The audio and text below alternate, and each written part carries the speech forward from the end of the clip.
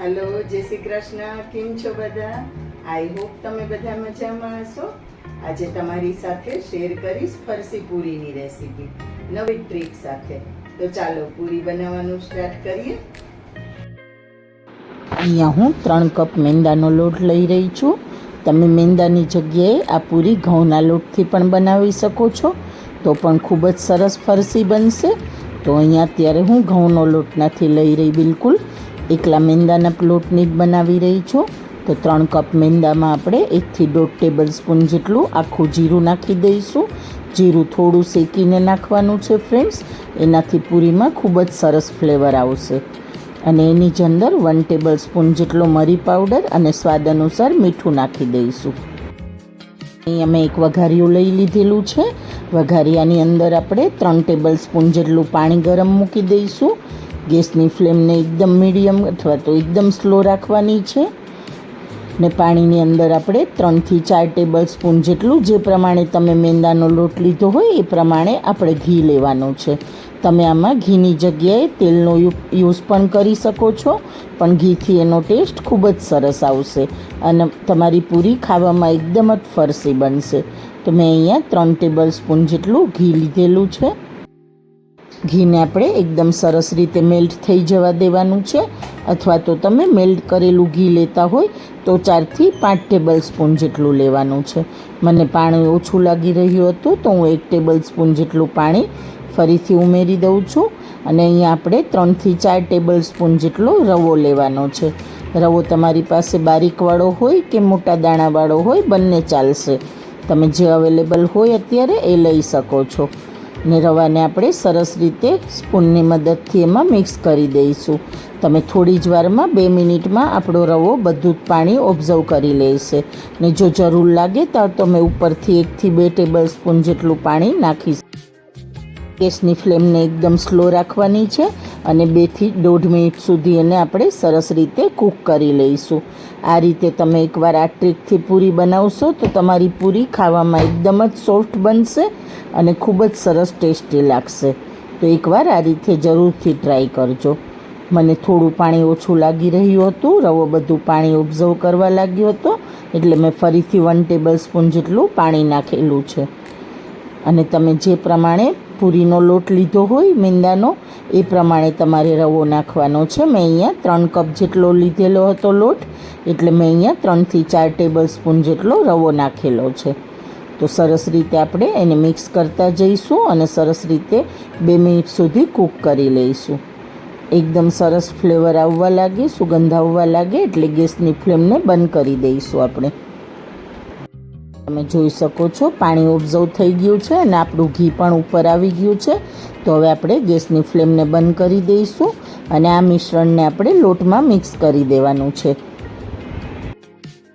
આપણે જે મેંદાનો લોટ લીધેલો હતો એમાં જીરું ને મરીને આપણે નાખેલું હતું, એની અંદર જ આપણે આ મિશ્રણ મિક્સ કરી દઈશું. મિશ્રણ આપણું એકદમ ગરમ છે એટલે આપણે હમણાં હાથેથી મિક્સ નથી કરવાનું. આપણે ચમચીની અથવા તો કોઈ વસ્તુની મદદથી હમણાં મિક્સ કરી દઈશું. 2 મિનિટ સુધી તમે ચમચીની મદદથી સરસ રીતે લોટમાં મિક્સ કરી લ્યો. પછી હાથેથી થોડું ઠંડુ થાય એટલે મિક્સ કરી દેવાનું છે. બધા જ લોટમાં આપણું મણ સરસ રીતે મિક્સ થઈ જાય ઘીનું, એ રીતે આપણે મિક્સ કરવાનું છે હાથની મદદથી. પણ ઠંડુ થાય ત્યાં સુધી એને હાથ નથી લગાવવાનો, એ ખાસ ધ્યાન રાખજો. હવે આપણું મિશ્રણ થોડું ઠંડુ થઈ ગયું છે, તો આપણે એને હાથેથી સરસ રીતે લોટમાં મિક્સ કરી લઈશું. બધા જ લોટમાં સરસ રીતે મણ આવી જાય એ રીતે આપણે મિક્સ કરવાનું છે અને મુઠ્ઠી પડે એટલું આપણે મણ આપવાનું છે.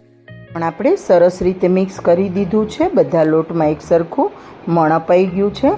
હવે આપણે લોટને હલકા ગરમ પાણીથી, એટલે કે નવશેકું પાણી હોય એનાથી બાંધવાનો છે અને લોટને કઠણ રાખવાનો છે. તમે અહીંયા જોઈ શકો છો, મેં હલકું ગરમ પાણી લીધેલું છે, એનાથી આપણે લોટને બાંધતા જઈશું. લોટ આપણો મણ આપણું એકદમ પરફેક્ટ છે, મુઠ્ઠી પડે એટલું. તો હવે આપણે લોટને થોડું થોડું પાણી એડ કરી અને લોટ બાંધી લઈશું. લોટ વધારે ઢીલો ન થઈ જાય એ ખાસ ધ્યાન રાખવાનું છે. અહીંયા મેં લોટ બાંધીને તૈયાર કરી લીધો છે, તમે જોઈ શકો છો. મને પૂરો 1 કપ પાણીની પણ જરૂર નથી પડેલી. 1 કપમાં પણ 2-3 ચમચી જેટલું પાણી વધેલું છે, એટલે કે મને પોણા કપ પાણીની જરૂર પડેલી છે. હવે આપણે 15 મિનિટ માટે લોટને રેસ્ટ આપી દઈશું. 15થી 20 મિનિટ માટે આપણે એને રેસ્ટ આપી દઈશું. તો 15 મિનિટ જેવું થઈ ગયું છે. હવે આપણે લોટ ચેક કરી લઈશું. આપણો લોટ સરસ રીતે સેટ થઈ ગયો છે. લોટની ઉપર તમને વ્હાઈટ ડોટ્સ દેખાય એટલે કે આપણો લોટ સરસ રીતે સેટ થઈ ગયો છે પૂરી બનાવવા માટે. તો હવે આપણે એમાં પહેલાં લુવા કરી લઈશું. એક મોટો રોલ વાળી અને આપણે એકસાથે લુવા કરી લઈશું, એટલે એક લુવા કરવાની જરૂર નહીં પડે. અને તમે એક પૂરી ન વણવી હોય તો એક મોટી રોટલી વણી અને એનાથી કોઈ નાનું કટર કે વાટકીના માપથી તમે બધી પૂરી એકસાથે 5થી 6 પૂરી કટ કરી શકો છો. તો મોટી રોટલી વણી એકસાથે પણ પૂરી બનાવી શકો છો અને આ રીતે એક લુવા કરીને પણ પૂરી બનાવી શકો છો. તો અહીંયા આપણે લોટ લઈ લીધેલો છે, મોટો લુવો લઈ લીધેલો છે. એમાંથી આપણે રોલ વાળી લઈશું અને આપણે એકસાથે લુવા કટ કરી લઈશું. આપણે લુવા બનાવીએ ત્યાં સુધી બીજા લોટને ઢાંકીને રાખવાનો છે, નહીંતર લોટ સુકાઈ જશે તો તમારી પૂરી પરફેક્ટ નહીં બને. એટલે લોટને ઢાંકીને રાખવાનો છે અને કપડાથી નથી ઢાંકવાનો. બને ત્યાં સુધી કંઈ બાઉલ કે કંઈ વાસણથી ઢાંકી દેવાનો છે, એટલે બિલકુલ લોટ તમારો સુકાશે નહીં. તો અહીંયા મેં એક મોટો રોલ વાળી લીધો છે. એમાંથી આપણે હવે નાઈફની મદદથી લુવા કટ કરી લઈશું. તમે નાની કે મોટી જે રીતે પૂરી બનાવી હોય એ પ્રમાણે લુવા કટ કરી શકો છો. જો થોડી નાની બનાવી હોય તો નાના લુવા કટ કરવાના છે અને થોડી મોટી બનાવી હોય તો એ પ્રમાણે લુવા કટ કરવાના છે. તો અહીંયા આપણે એકસાથે બધા લુવા બની જશે. એક લુવા બનાવવાની જરૂર નહીં પડે તમારે, તો તમારો એટલો ટાઈમ પણ બચી જશે. લુવાને આપણે કટ કરી લીધા છે. હવે આપણે એને હાથેથી એકવાર પ્રેસ કરી દઈશું અને એમાંથી પૂરીઓ બનાવી લઈશું. તમે જોઈ શકો છો આ રીતે લુવા બનાવશો તો તમારો ઘણો બધો ટાઈમ બચી જશે અને લુવા પણ બધા એક સરખા જ બનશે, નાના મોટા નહીં બને. તો જે પ્રમાણે પૂરી બનાવી હોય એ સાઈડના તમે લુવા કટ કરી શકો છો. તો અહીંયા આપણા બધા લુવા તૈયાર છે. હવે આપણે એમાંથી પૂરી વણી લઈશું. બસ આ રીતે 2થી 3 જ વખત વેલણ ફેરવવાની જરૂર પડશે. આપણી પૂરી તૈયાર છે. તમે જોઈ શકો છો પૂરી આપણે વધારે જાડી નથી રાખવાની, સાવ એકદમ પતલી પણ નથી રાખવાની, મીડિયમ થિકનેસવાળી રાખવાની છે. તો આ રીતે આપણે સ્પૂનની મદદથી અથવા તો નાઈફની મદદથી એની ઉપર કટ લગાવી લઈશું, એટલે આપણી પૂરી તળવામાં બિલકુલ ફૂલશે નહીં. તો આ જ રીતે આપણે બાકીની બધી પૂરી વણીને તૈયાર કરી લઈશું. આ જ રીતે આપણે બધી પૂરી વણી લઈશું અને પૂરી વણતી વખતે આપણે એકસાથે પણ બધી પૂરીમાં કટ લગાવી શકીએ છીએ, અથવા તો એક પૂરીમાં આ રીતે તમે નાઈફ અથવા તો ફોકની મદદથી કટ લગાવી દીજો, એટલે તમારી પૂરી બિલકુલ જ ફ્રાય કરવા ટાઈમે ફૂલશે નહીં અને એકદમ ફરસી બનશે.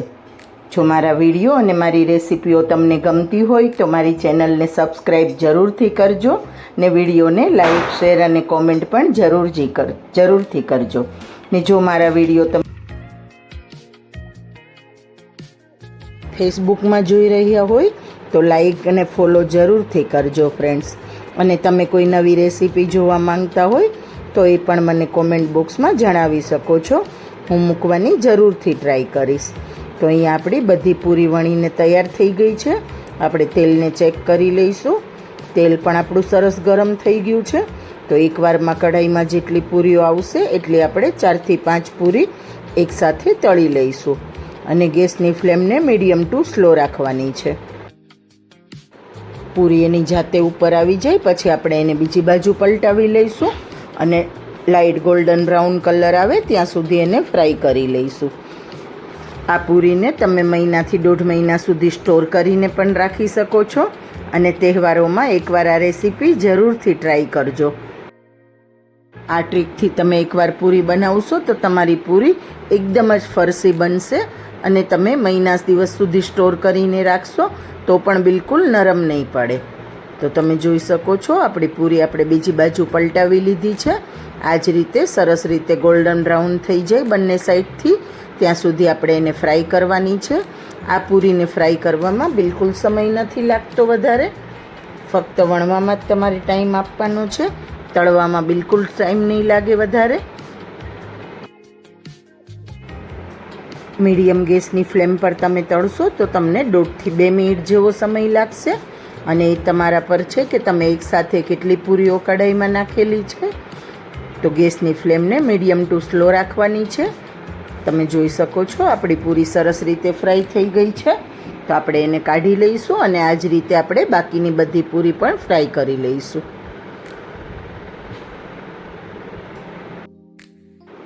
અને આ જ રીતે તમે મેંદાની જગ્યાએ ઘઉંના લોટની પૂરી પણ બનાવી શકો છો. ઘઉંના લોટની પૂરી પણ ખૂબ જ સરસ ફરસી અને તમારી એકદમ જ સોફ્ટ બનશે. તો તમે આ જ રીતથી બનાવી શકો છો. એમાં પણ આ રીતે જ તમે રવાનો ઉપયોગ કરશો તો તમારી પૂરી એકદમ ફરસી બનશે અને ખાવામાં ખૂબ જ ટેસ્ટી લાગશે. તો તમે મેંદાની જગ્યાએ ઘઉંનો લોટ પણ લઈ શકો છો અથવા તો મેંદો અને ઘઉં બંને મિક્સ પણ કરી શકો છો. તો અહીંયા આપણી બધી પૂરી તળાઈ ગઈ છે. તમે જોઈ શકો છો એકદમ ક્રિસ્પી બનેલી છે આપણી પૂરી અને સાથે ફરસી પણ એવી જ સરસ થઈ છે. તો મળીએ નવા વિડીયોમાં. Thank you friends.